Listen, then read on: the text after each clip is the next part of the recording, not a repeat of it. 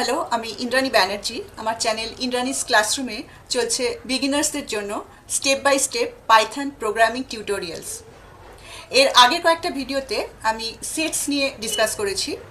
সেটসের কীভাবে sets create করা হয়, সেটে কীভাবে এলিমেন্টস অ্যাড রিমুভ করা হয়, প্লাস সেটের কিছু বেসিক ফাংশনস যেরকম union, intersection, difference, symmetric difference, update, এগুলো নিয়ে ডিসকাস করেছি। আজকের ভিডিওতে সেট রিলেটেড আরও কয়েকটা জিনিস জেনে নেব, যেরকম disjoint of sets, super set, subset এবং সে রিলেটেড বেসিক কিছু ইনবিল্ট মেথডস। তো চলে যাচ্ছি কোডিং উইন্ডোতে। আচ্ছা, আমরা দুটো সেট নিয়েছি, সেট 1 আর সেট 2। এর মধ্যে কতগুলো এলিমেন্ট রয়েছে। এবার আমরা দেখব ডিসজয়েন্ট সেট কাকে বলে। ডিসজয়েন্ট সেট হচ্ছে সেই সেটগুলো যেগুলোর মধ্যে একটিও কমন এলিমেন্ট নেই। অর্থাৎ সেট 1 এর মধ্যে রয়েছে 1 2 3 4 5 আর সেট 2 এর মধ্যে রয়েছে 6 7 8 9 10। তো এই দুটো সেটের মধ্যে কোনো রকম কমন এলিমেন্ট নেই, সেজন্য সেট 1 আর সেট 2 কে আমরা বলবো ডিসজয়েন্ট সেট। অর্থাৎ এই দুটো সেটকে যদি আমরা ইন্টারসেকশন করি তাহলে একটা এমটি সেট পাবো, মানে কোনো কমন এলিমেন্ট এদের মধ্যে নেই। তো ডিসজয়েন্টটা আমরা চেক করতে পারি, একটা ফাংশন আছে যেটা দিয়ে আমরা দুটো সেট ডিসজয়েন্ট কিনা সেটা চেক করতে পারি। সেট 1 ডট মেথডটা হচ্ছে ইজ ডিসজয়েন্ট। প্যারামিটার হিসেবে দেব সেট 2। পুরোটাকে আমি একটা প্রিন্ট ফাংশনের মধ্যে রাখছি।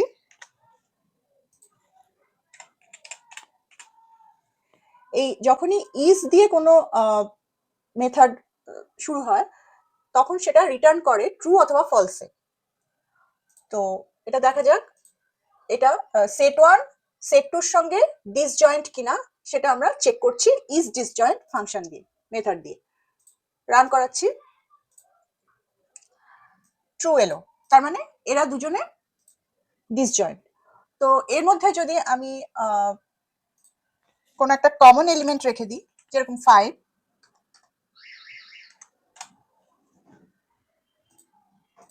কমন এলিমেন্ট যদি থাকে তখন এটা রিটার্ন করছে ফলস, তার মানে এই দুটো সেট ডিসজয়েন্ট নয়। আচ্ছা, এখানে সেট 2টার মধ্যে সেট 2 না দিয়ে আমি এখানে টাপল বা লিস্টও ইউজ করতে পারি, যেরকম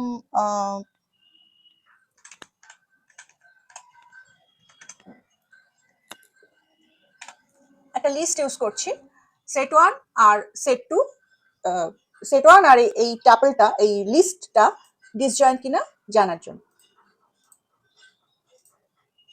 ট্রু দেখাচ্ছে, তার মানে এখানে 11 12 আর 23 আছে, আর এখানে 1 2 3 4 5 আছে, কোনো কমন এলিমেন্ট নেই, সেজন্য এরা ডিসজয়েন্ট, এজন্য ট্রু দেখাচ্ছে।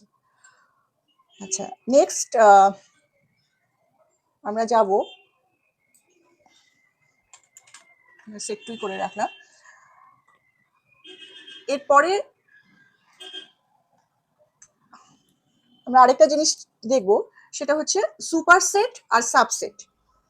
সুপারসেট আর সাবসেটের কনসেপ্টটা হচ্ছে যে এখানে সেট 1 এ 1 2 3 4 5 আছে, আর সেট 2 তে আমি যদি 2 3 4 এই তিনটে এলিমেন্ট নিলাম, তো এখানে সেট 1টা হচ্ছে একটা লার্জ সেট আর সেট 2টা একটা স্মল সেট, যার প্রত্যেকটা এলিমেন্ট সেট 1 এর মধ্যে রয়েছে। সেই জন্য সেট 1 কে আমরা বলবো সুপার সেট, আর সেট 2টা হচ্ছে সাবসেট, কারণ সেট 2টা সেট 1 এর আন্ডারে রয়েছে। সেট 1 এর মধ্যে যত খুশি এলিমেন্ট থাকতে পারে, কিন্তু সেট 2 এর মধ্যে যা যা এলিমেন্ট থাকবে সেগুলোকে প্রত্যেকটাকেই সেট 1 এর মধ্যে ইনক্লুডেড হতে হবে। তখনই আমরা সেট 1টাকে বলবো সুপার সেট আর সেট 2টাকে বলবো সাবসেট। এবার এই সুপারসেট আর সাবসেট চেক করবার জন্য আমাদের দুটো মেথড আছে, একটা হচ্ছে ইজ সুপারসেট আর একটা হচ্ছে ইজ সাবসেট। তো প্রথমে আমরা সুপারসেটটা চেক করছি। set1 dot is superset. Car superset? না সেট 2, মানে যেটা ছোট সেট, স্মল সেট যেটা। এই পুরোটাকে আমি রাখছি প্রিন্ট ফাংশনের মধ্যে। এই ইজ সুপারসেট, ইজ সাবসেট এরাও কিন্তু ট্রু ফলসে রিটার্ন করে। আচ্ছা, তাহলে set1 ডট ইজ সুপারসেট মানে হচ্ছে set1 set2 সাবসেট কিনা সেটা আমরা চেক করছি। দেখা যাক কি রিটার্ন করে। রান করাচ্ছি, ট্রু রিটার্ন করছে, তার মানে এটা ঠিক, set1 set2 সাবসেট। আচ্ছা, এবার আমরা যদি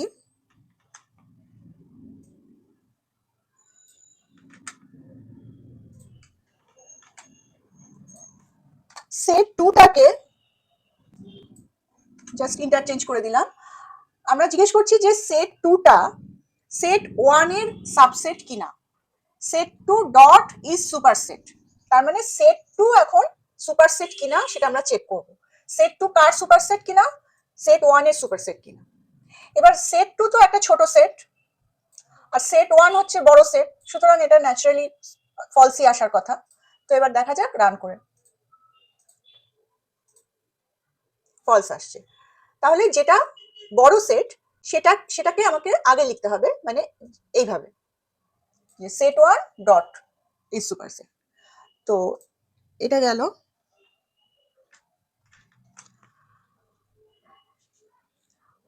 এবার এটা আমরা এই সুপারসেটের ব্যাপারটা আমরা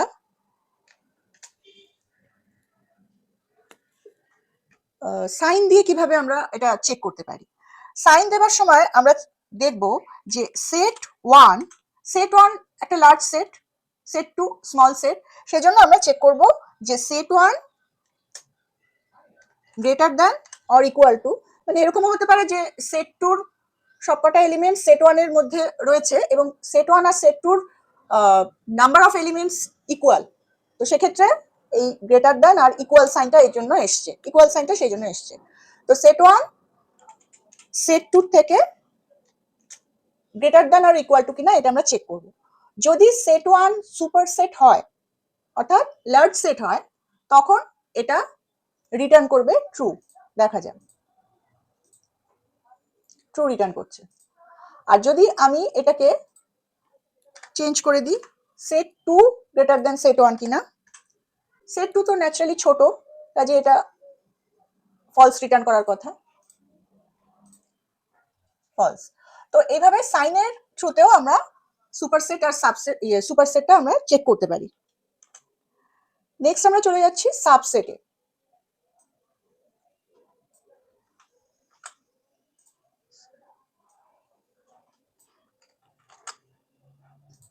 একই রকম ভাবে জাস্ট রিভার্স সাবসেট,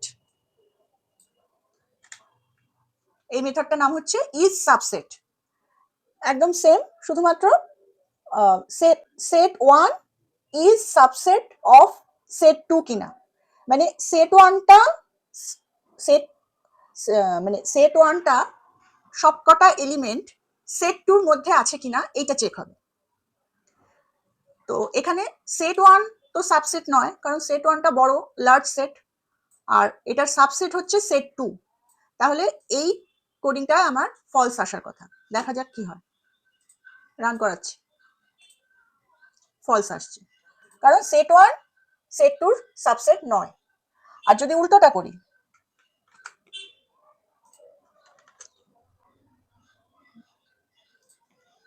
set2টা সাবসেট কিনা চেক করছি। set2টা অবশ্যই সাবসেট, কারণ 2 3 4 ওর ভেতরে রয়েছে।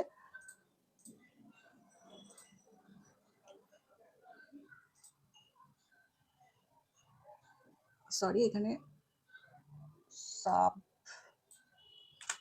সাবসেট কিনা চেক করছি, তো এটা ট্রু দিচ্ছে।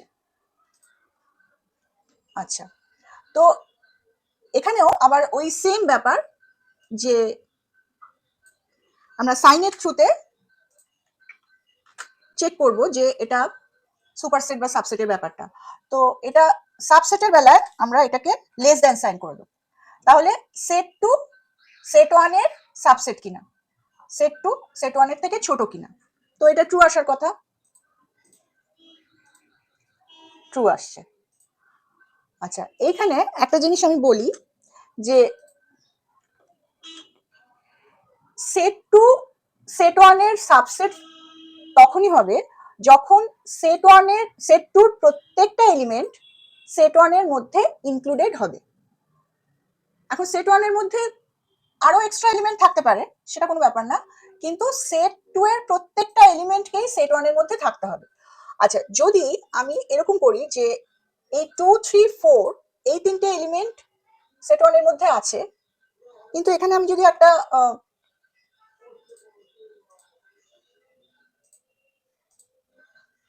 এখানে যদি আমি আরেকটা এলিমেন্ট রাখি যে 2, 3, 4 তো আছেই, কিন্তু 6টা নেই, তো সেই ক্ষেত্রে কি এটা সুপারসেট হবে?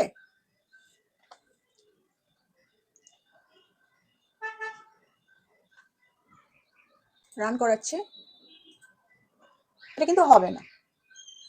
তো এটার মানে সেট ওয়ানকে যদি সুপারসেট হতে হয় তাহলে সেট টুর প্রত্যেকটা এলিমেন্টকেই সেট ওয়ানের আন্ডারে থাকতে হবে, এবং সাবসেটের ক্ষেত্রেও তাই, সেট টুর প্রত্যেকটা এলিমেন্টকেই সেট ওয়ানের মধ্যে ইনক্লুডেড হতে হবে। তো এটা সুপারসেট আর সাবসেটের কনসেপ্ট গেল। আরেকটা জিনিস দেখাচ্ছি,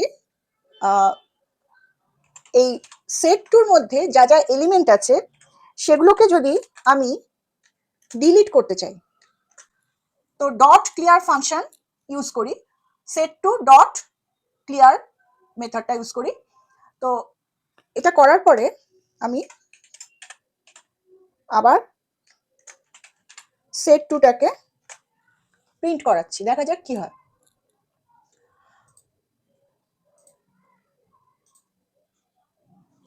আচ্ছা, এখানে দেখাচ্ছে যে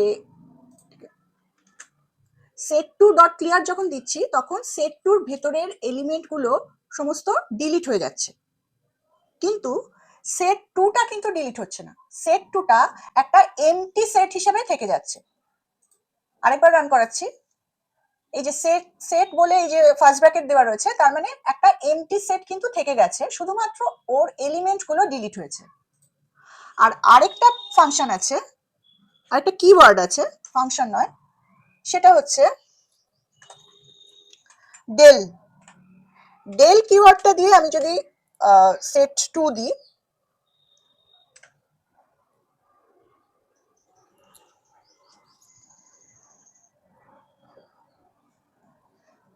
তারপরে আমি যদি সেট টুটাকে প্রিন্ট করাই তাহলে দেখা যাক কি হয়। ডেল কিওয়ার্ডটার কাজও কিন্তু ডিলিট করা, কিন্তু ক্লিয়ারের সঙ্গে একটা সূক্ষ্ম তফাৎ আছে, সেটা হচ্ছে যখন রান করাবো আমি, এইখানে এরর দিচ্ছে। এররটা দিচ্ছে কি যে set two is not defined, did you mean set one? তার মানে সেট টুর এখন আর কোনো অস্তিত্বই নেই। যখন ডেল কিওয়ার্ডটা ইউজ করা হয় তখন ডেল শুধুমাত্র সেটের এলিমেন্ট গুলোকেই ডিলিট করে না, গোটা সেটটাকেই ডিলিট করে দেয়। তার জন্য আমি যখন পরে আবার প্রিন্ট সেট টু দিচ্ছি তখন ও আর সেট টুটাকে খুঁজেই পাচ্ছে না, কারণ সেট টুটা আর মানে সেট টুটা পুরোপুরি ডিলিট হয়ে গেছে। কিন্তু ক্লিয়ার মেথডটার ক্ষেত্রে কি ছিল যে সেট টুটা থাকবে, কিন্তু সেট টুর ভেতরের যে এলিমেন্টস গুলো সেগুলো শুধু ডিলিট হবে, সেটটা থেকে যাবে। তো এটাই ক্লিয়ার আর ডেলের ডিফারেন্স। তো সেটের মোটামুটি বেসিক কনসেপ্টটা দেওয়া হলো লাস্ট কয়েকটা ভিডিও ধরে। তো নেক্সট ভিডিওতে আমরা আবার নতুন কোনো টপিকে যাব। আজকে এই পর্যন্তই, দেখা হচ্ছে নেক্সট ভিডিওতে। Thank you.